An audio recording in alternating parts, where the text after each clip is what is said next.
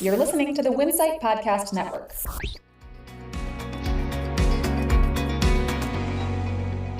Kroger and Albertsons merger talks are apparently progressing nicely.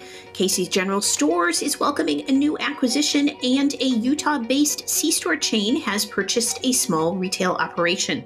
Welcome to Retail Daily, your quick look at the top headlines from CSP Daily News and Winsight Grocery Business.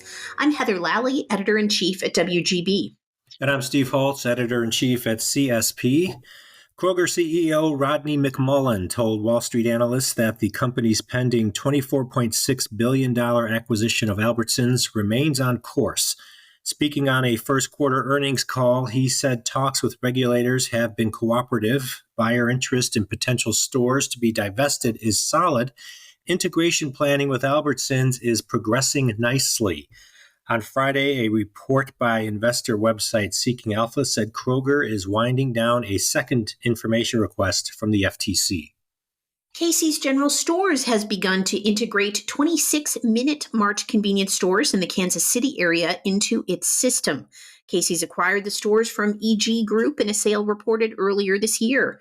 In one of the largest moves into the U.S. market, EG Group acquired 225 Minute Mart locations from TravelCenters of America for $331 million in 2016. In March, the UK company sold the 26 non-core Mini Mart locations to an unnamed buyer, now confirmed to be Casey's, for $48 million. Utah retailer Fast Stop TravelCenters has acquired 3 stores from Triple Stop in Davis County, Utah. The Triple Stop stores are branded with Chevron fuel islands, and 2 of the stores include Subway quick-service restaurants with seating areas. Fast Stop said the acquisition is a step toward meeting its goal of operating 100 convenience stores by the end of 2024. A Retail Council of Canada analysis has found no, quote, greedflation in Canada's grocery retail sector. Soaring food prices have led many Canadians to believe that high inflation is being used as a cover to raise prices. And in March, the CEOs of Canada's big 3 grocers, Loblaw, Sobeys, and Metro, were grilled about potential price gouging in a parliamentary committee inquiry. Yet the Retail Council concluded that grocers have been working to lower prices, not raise them. Rusty Lantern Market opened a new store in Loudon, New Hampshire this week. The 4,200 square foot location includes a full kitchen and seating area, an outdoor seating area, an array of specialty beverages served by a barista, as well as self-serve beverage areas of coffee, frozen drinks, juices, and teas. Maine-based Rusty Lantern has spent the past year building its store portfolio. The retailer has opened 8 new convenience stores in the past 12 months, growing to 26 sites. And Publix Supermarkets on Thursday opened its newest store at the Crossings Shopping Village in Miami, as it continues to enhance its presence in the South Florida region.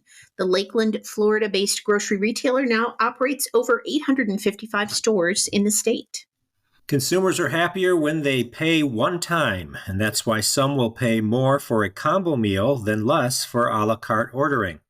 This insight comes from consultant Greg Tornberg of Impact 21, who spoke at the CSP C-Store Food Service Forum last week. He said a key way to boost a food service program is to find something remarkable and associate it with the food. As an example, he called out the trivia included on Snapple bottle caps, which consumers often share and talk about.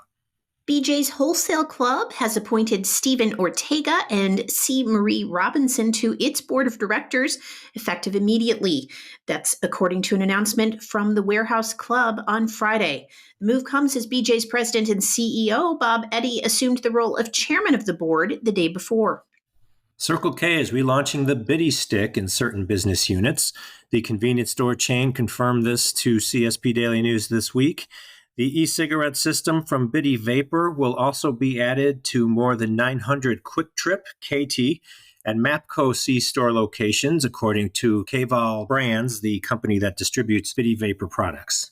Good news, Wawa's Hoagie Fest is back, celebrating its 15-year anniversary by offering $5 for any shorty and $6 for any classic hot or cold hoagie. The C-store chain's 60s-themed Hoagie Fest also includes social media giveaways and store decorations starting June 19th. Sounds delightful. That will do it for today's episode of Retail Daily. Subscribe on Apple Podcasts, Spotify, and more for your daily dose of retail news.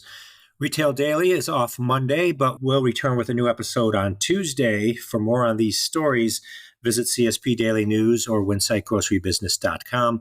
I'm Steve Holtz. I'm Heather Lally. Have a great weekend.